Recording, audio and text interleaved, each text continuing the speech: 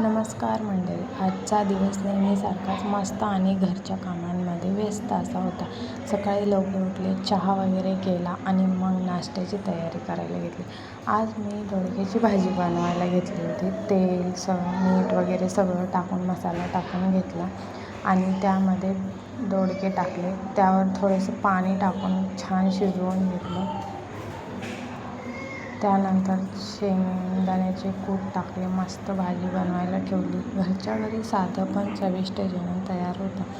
मग दुपारच्या जेवणाची सगळी आवराआवर केली आणि मग घरातली कामंही मस्तपैकी पूर्ण केली. दिवसभराच्या कामानंतर संध्याकाळी बाहेर पाहिलं तर खूप सुंदर सनसेट झाला होता. तो क्षण पाहून थोडा थांबावंसं वाटलं. खरंच रोजच्या धावपळीत असे छोटे छोटे क्षण खूप छान वाटतात. मग मस्त चहा घेतला आणि थोडा आराम केला आणि शेवटी संध्याकाळच्या जेवणासाठी आज मी मसाले भात बनवला होता. मस्त गरमागरम मसाले भात बनवून दिवसाची सांगता केली. तर मंडळी, एवढाच होता माझा आजचा साधा सोपा पण छान दिवस.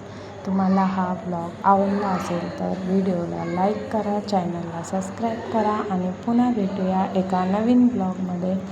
तोपर्यंत बाय बाय.